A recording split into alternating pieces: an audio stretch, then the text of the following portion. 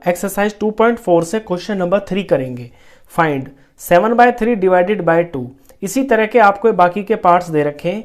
यहाँ पे क्या है कि कोई फ्रैक्शन नंबर है, उसको डिवाइड किया जा रहा है किसी होल नंबर से।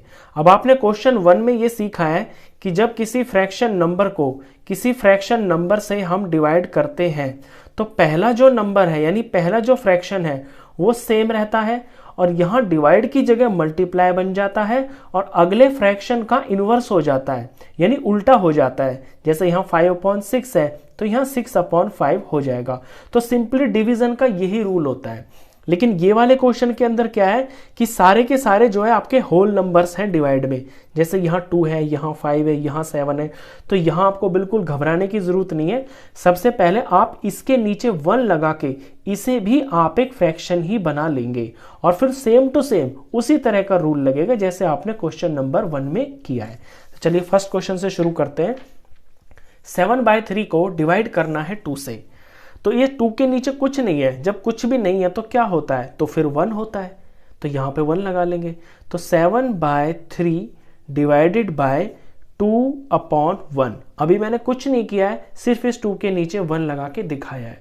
अब डिवाइड का रूल ये होता है कि पहला फ्रैक्शन तो सेम टू सेम रहता है और डिवाइड की जगह मल्टीप्लाई बन जाता है और जो आगे का फ्रैक्शन होता है उसका इनवर्स हो जाता है यानी कि उल्टा। ये 2/1 है ना, तो इसका 1/2 हो जाएगा। अब ये क्वेश्चन जो है ये बन गया आपका सीधा सीधा मल्टीप्लाई का क्वेश्चन।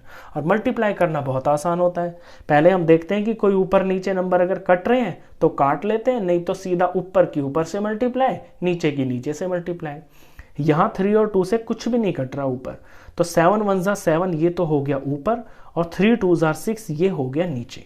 अब बुक में हो सकता है आपका आंसर यहीं पे हो, लेकिन अगर ऊपर बड़ा नंबर आ रहा होता है तो इसको हम मिक्स फ्रैक्शन में भी बना सकते हैं और बेहतर होता है अगर बना ले तो अच्छी बात है। तो 7 को हम 6 से डिवाइड करेंगे। 6 1 6 हो गया, माइनस करके 1 आ गया।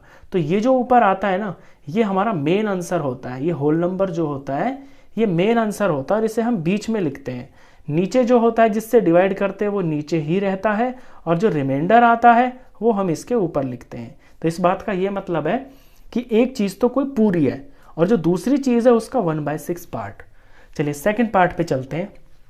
तो यहाँ 4/9 को डिवाइड 5 से करना है तो 4/9 एज इट इज रहेगा, डिवाइड का डिवाइड ही रहेगा और 5 की जगह मैं 5/1 लिख के सवाल को ठीक कर लेता हूँ। अब सिंपली अपना रूल लगा लूंगा मैं, 4/9 डिवाइड का मल्टीप्लाई और इसका नंबर का उल्टा, तो 5/1 का उल्टा 1/5 हो गया। अब मल्टीप्लाई का बन गया क्वेश्चन। 9 से ना 1 कटता ना 4, 5 से ना 4 कटता ना 1, तो ऊपर ऊपर 4 1 4 लिखेंगे और 9 5 45 लिखेंगे। ऊपर जब छोटा नंबर होता है तो आपका क्वेश्चन वहीं खत्म हो जाता है, उसे आप मिक्स फ्रैक्शन नहीं बना सकते। चलिए थर्ड पार्ट पे चलते हैं। 6/13 को डिवाइड करना है 7 से। अब 7 को मैं नीचे 1 लगा के एक फ्रैक्शन बना लेता हूं। तो 6/13 अब डिवाइड का मल्टीप्लाई बन जाएगा और 7/1 का उल्टा होके 1/7 हो जाएगा। 13 और 7 इन दोनों से ऊपर कुछ नहीं कट रहा, तो 6 1 6 ऊपर हो जाएगा, 13 7 91 नीचे हो जाएगा। ऊपर छोटा नंबर है तो यही सवाल खत्म हो जाएगा, यही इसका आंसर होगा। चलिए फोर्थ पार्ट देखते हैं। फोर्थ पार्ट में 4/1/3 को डिवाइड करना है 3 से। तो पहले तो मैं इस मिक्स फ्रैक्शन को ठीक करूंगा, क्योंकि डायरेक्ट हम इस फॉर्म में जब होता है ना फ्रैक्शन मिक्स फॉर्म में, तो हम इसे सॉल्व नहीं कर सकते। तो इसे इम्प्रॉपर फ्रैक्शन बनाऊंगा।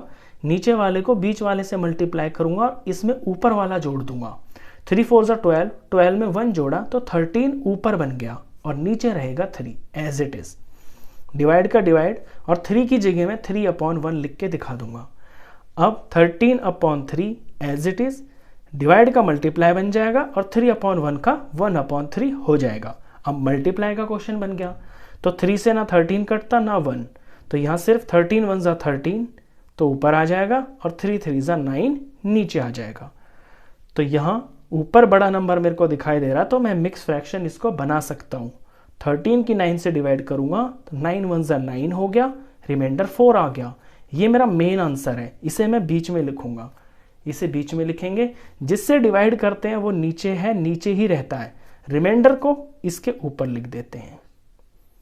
ये इसका आंसर हो गया। हो सकता है बुक में आपको यहीं पे आंसर छोड़ रखा हो, तो भी गलत नहीं है। अगर आप मिक्स फ्रैक्शन कर देंगे तो और भी अच्छी बात है। अगला क्वेश्चन भी ऐसा ही है, 3 1/2 को डिवाइड करना है 4 से, तो पहले तो इसे ठीक कर लेता हूँ। 2 3 जा 6, 6 में 1 जोड़ा 7, तो ऊपर तो 7 बनेगा, नीचे 2 रहेगा। डिवाइड का डिवाइड, 4 को मैं 4/1 लिख के दिखा देता हूँ।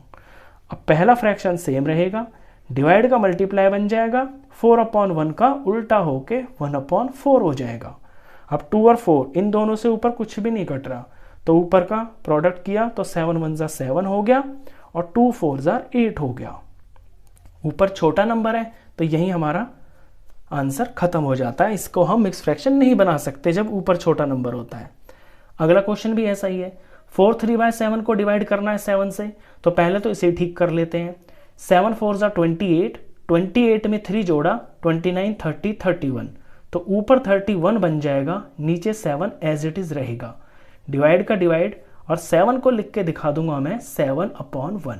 ऐसा मैं इसलिए कर रहा हूं बार बार ताकि फ्रैक्शन, ये एक फ्रैक्शन की शक्ल में हो जाता है ना, हमारे पास न्यूमरेटर और डिनोमिनेटर 2 होने चाहिए, तो दिखना चाहिए कि ये न्यूमरेटर है डिनोमिनेटर है, क्योंकि अगले स्टेप में ये पलट जाते हैं। तो इसलिए मैं ये बार बार स्टेप में 1 लगा के दिखा रहा हूं आपको। अब 31/7 डिवाइड का मल्टीप्लाई बन जाएगा और 7/1 उल्टा होके 1/7 हो जाएगा। 7 से ऊपर कुछ भी नहीं कट रहा, तो 31 1 जा 31 ही लिखेंगे ऊपर, और नीचे 7 7 जा 49 हो जाएगा। क्योंकि ऊपर छोटा नंबर है तो ये यहीं पे सवाल खत्म हो जाता है। तो क्वेश्चन खत्म। इस वीडियो में बस इतना ही। नेक्स्ट क्वेश्चंस के लिए मिलते हैं फिर नेक्स्ट वीडियो में, तब तक के लिए गुड बाय।